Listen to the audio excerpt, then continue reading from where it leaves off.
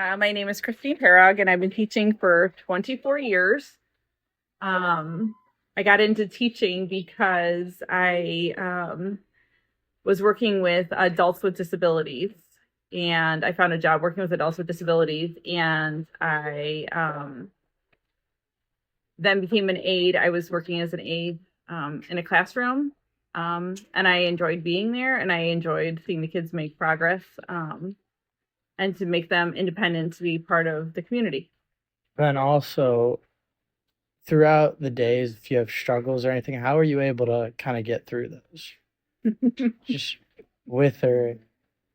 We're a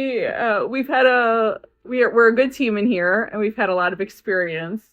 A lot of it is trial and error, and so we just try different things, and if it works, great, and if not, we try harder or try again or pull another trick out of our sleeve.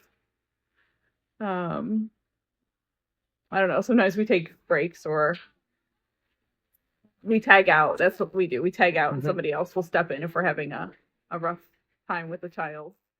Melissa Titterington, and I'm a speech language pathologist, and 31 years. Okay. That's a long time. Yeah. Why'd you go into this profession? Or what profession did you start with, if it changed? Or I was at Cleveland State, and I was going to go there for law. Okay. And I worked at the law school, the law library, for a while, and I realized that just wasn't for me. Mm-hmm. So I took some courses because I was already done with my prereqs, which you have to take before you start thinking of your major. I just took a few more, and they happened to be in communication. Mm-hmm. And I really liked it. It was fascinating. So I followed that path. Okay. So in terms of working here in special education, what are some of the challenges that you have to go through or work through in your day-to-day life? Take a picture. Working in the hallways, working with loud noises, screaming kids. Not the best environment, not always the best materials. You spend a lot of your own money. Mm-hmm. You kind of put things together to make it work. Having multiple buildings, those are all challenges that are every day. Okay. And then in working through those, what are some moments like of joy almost that you find from those? Well, the people who get you through it are your friends. The friends the kids are wonderful, and it's always fun to work with them, and they bring new life and new personalities every year.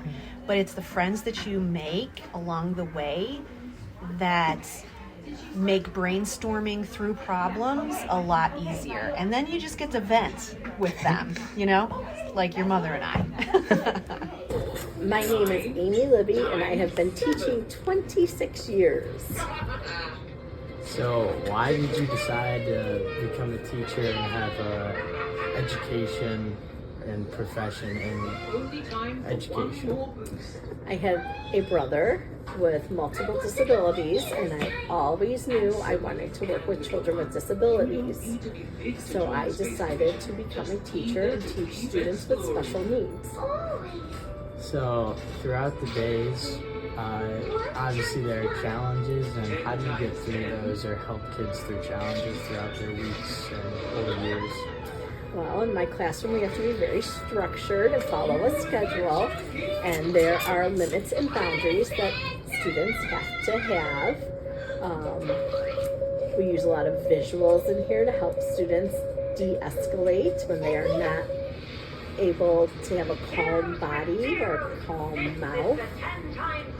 We work on self-regulating and emotions a lot so that we are ready to learn and able to participate in classroom activities. And what's your favorite part about being a teacher? I love the light bulb moments when they finally get something that we've been working on for a long time.